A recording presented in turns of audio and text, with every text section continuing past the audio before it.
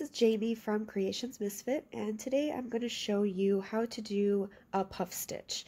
There are a few different variations of the puff stitch.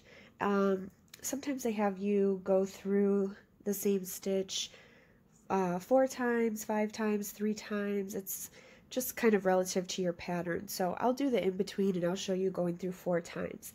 So I've already got my piece started here so that I don't take up too much time. I've just done 2 rows of double crochet and then 2 puff stitches here, but I'll just go ahead and show you how to do it, and then whenever your pattern calls for a puff stitch, you'll just obviously follow your pattern. So it doesn't really matter what I have going on here. I just wanted something to hold on to so it was a little bit easier to show you.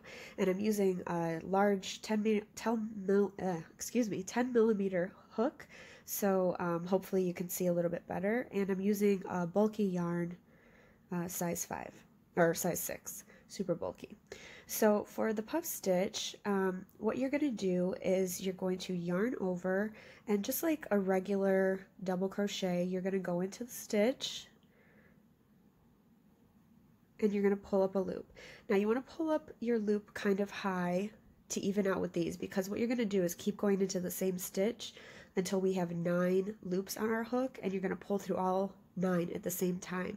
So it's really important that you keep your tension loose here, and otherwise you'll never get through those stitches and it will be really disappointing and you'll feel frustrated, and I certainly did when I first started. But anyways, so we went through once. Now we're going to yarn over and we're going to go through that same stitch right there, yarn over and pull up another loop.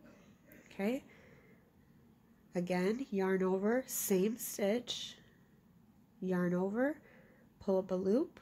We should now have 7 loops on our hook. 1, 2, 3, 4, 5, 6, and 7. And we're going to go through one more time. So yarn over, that same stitch we're going into, yarn over, and pull up your last loop. And you'll now have 9 loops on your hook. I just want to see if you can see this in the camera. The camera's in front of me, so it's kind of hard to see. All right, and then we're going to yarn over and we're going to pull through all 9 loops on the hook.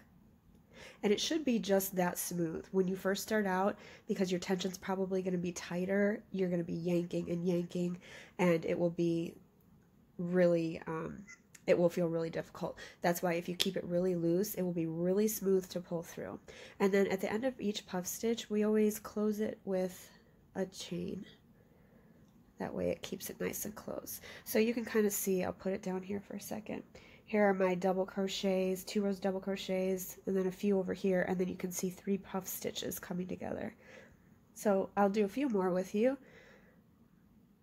Yarn over, we're going to go into this next stitch. Go into the stitch, yarn over and pull up a loop. Yarn over, pull up another loop, that's 2. Yarn over, pull up another loop, that's 3 times. Yarn over, pull up your last one, 9 loops on the hook. Yarn over and pull through all 9. And like I said, sometimes it's a little tricky to get through all of them if you don't do it loosely enough.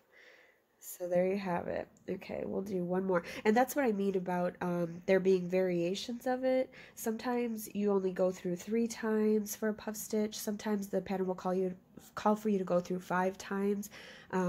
It just depends on the pattern creator. So let's do one more together. Yarn over, go through this stitch, yarn over and pull up a loop nice and loosely.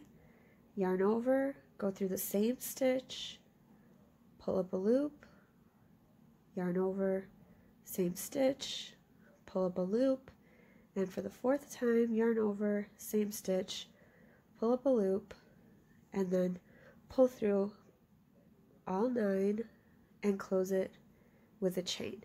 And you can see that It's okay if you're doing it loosely. It will all come together once the project's together. Like here, you can see it's a little bit loose, but it will be fine, and it looks really nice because this part comes together real tight. So if it's a little bit loose under there, it's totally fine.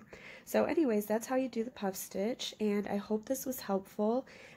If I've helped you or if you have any suggestions, please leave a comment below. I'm just getting started doing YouTube tutorials, and I would love to hear how I did, and if there's anything else that you want to see. I do have about 6 or 7 videos up right now, but I plan on doing a lot more. So if there's any stitch or pattern or something that you'd like to see, please let me know. And if you could like and subscribe, even if you don't want to subscribe, but if you could like this video, if it helped you, that would be really helpful for me to get other people to see my videos and hopefully keep helping the community. Thank you so much for watching, and have a good day.